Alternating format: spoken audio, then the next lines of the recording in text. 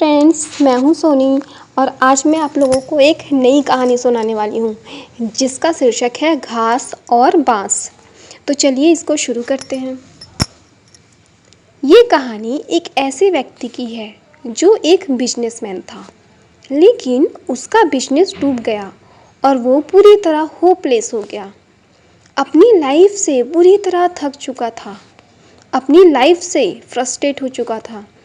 एक दिन परेशान होकर वो जंगल में गया और जंगल में काफ़ी देर अकेले बैठा रहा। कुछ सोचकर भगवान से बोला, मैं हार चुका हूँ, मुझे कोई एक वजह बताइए कि मैं क्यों ना हताश हूँ। मेरा सब कुछ खत्म हो चुका है, मैं क्यों ना फ्रस्ट्रेट हूँ। Please help me God. भगवान का जवाब, तुम जंगल में इस घास और बांस के पेड़ को देखो। जब मैंने घास और इस बांस के बीज को लगाया, मैंने इन दोनों की बहुत ही अच्छे से देखभाल की।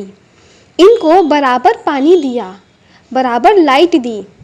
घास बहुत जल्दी बड़ी होने लगी और इसने धरती को हरा भरा कर दिया। लेकिन बांस का बीज बड़ा नहीं हुआ। लेकिन मैंने बांस के लिए अपनी हिम्मत नहीं हारी। दूसरी साल घास और घनी हो गई, उस पर झाड़ियाँ भी आने लगी, लेकिन बांस के बीज में कोई ग्रोथ नहीं हुआ। लेकिन मैंने फिर भी बांस के बीज के लिए हिम्मत नहीं हारी। तीसरी साल भी बांस के बीज में कोई वृद्धि नहीं हुई, लेकिन मित्र, मैंने फिर भी हिम्मत नहीं हारी। चौथे साल भी बांस के बीज में कोई ग्रोथ नहीं हुआ, लेकिन मैंने फिर भी हार नहीं मानी और लगा रहा।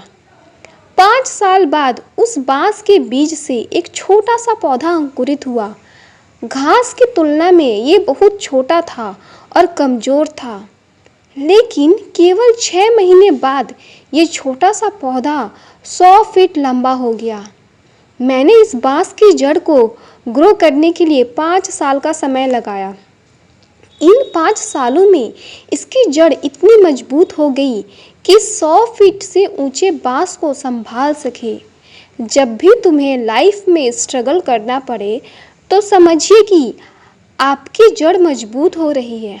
आपका संघर्ष आपको मजबूत बना रहा है, जिससे कि आप आने वाले कल को सबसे बेहतरीन बना सके। मैंने बांस पर हार नहीं मानी, मैं तुम पर भी हार नहीं मानूंगा। किसी दूसरे से अपनी तुलना मत करो। घास और बांस दोनों के बड़े होने का टाइम अलग अलग है, दोनों का उद्देश्य अलग अलग है। तुम्हारा भी समय आएगा, तुम भी एक दिन बांस के पेड़ की तरह आसमान छुओगे। मैंने हिम्मत नहीं हारी, तुम भी मत हारो। अपनी लाइफ में स्ट्रगल से मत घबराओ। यही संघर्ष हमारी सफलता की जड़ों को मजबूत करेगा। लगे रहिए, आज नहीं तो कल आपका भी दिन आएगा।